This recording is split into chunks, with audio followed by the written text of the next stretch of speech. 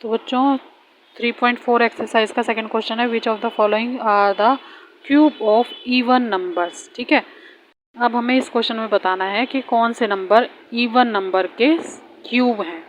ठीक है, कौन से नंबर इवन नंबर के क्यूब हैं और कौन से नंबर ऑड नंबर के हैं। बस इन्होंने इवन पूछा है तो हम इसमें इवन ही बताएंगे। अब बच्चों 64 इवन नंबर है तो इसका क्यूब रूट भी इवन ही होगा। जैसे मैं आपको एग्जांपल में बता देती हूँ तो आपको, तो इसके क्या फैक्टर होंगे बच्चों, 4 इंटू 4 इंटू 4, और 4 जो है वो इवन नंबर है। ठीक है, 4 क्या है, इवन नंबर है।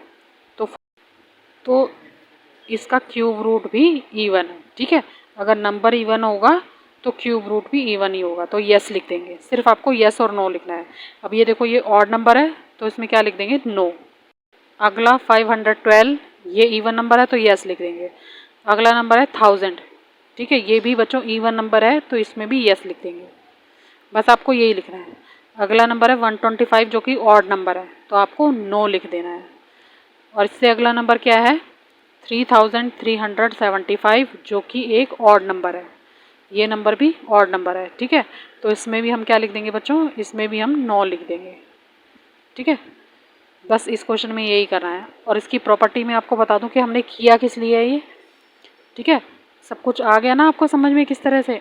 ऑड नंबर होगा तो क्यूब रूट भी ऑड होगा, इवन नंबर होगा तो क्यूब रूट भी इवन होगा। ठीक है, इस तरह से इसको सॉल्व कर लेंगे।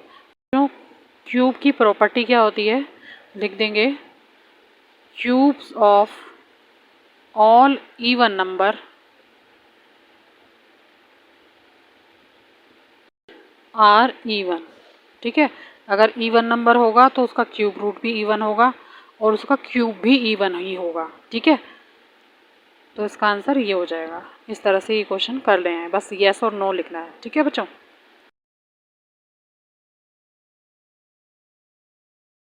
इसका क्वेश्चन नंबर 3 है, which of the following are cube of odd numbers.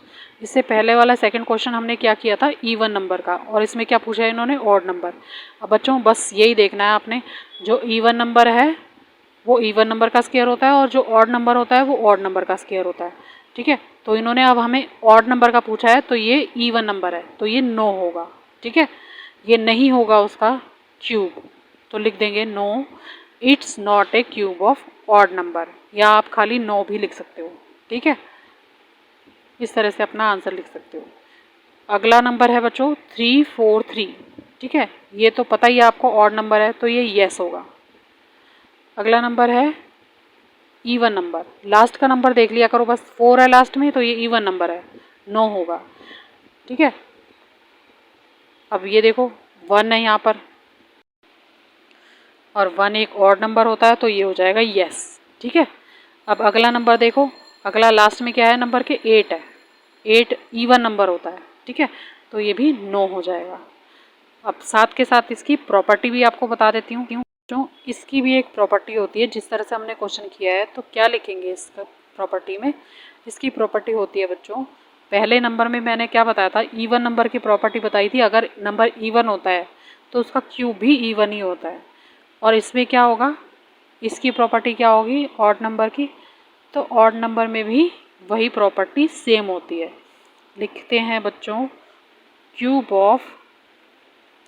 Cubes of all odd numbers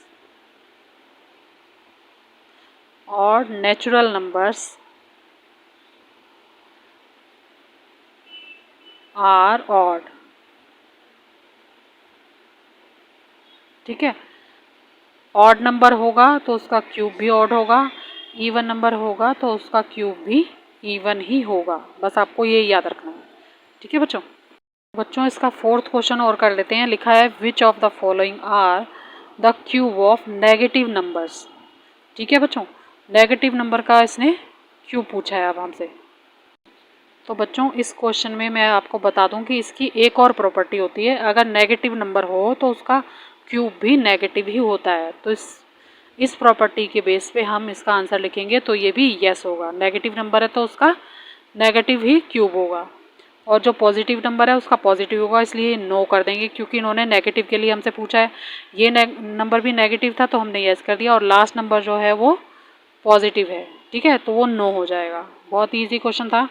तो इसकी प्रॉपर्टी मैं आपको बता देती हूँ ताकि आपको याद रहे, लिख देंगे। तो इसकी प्रॉपर्टी है बच्चों, cubes of all negative numbers are negative, ठीक है।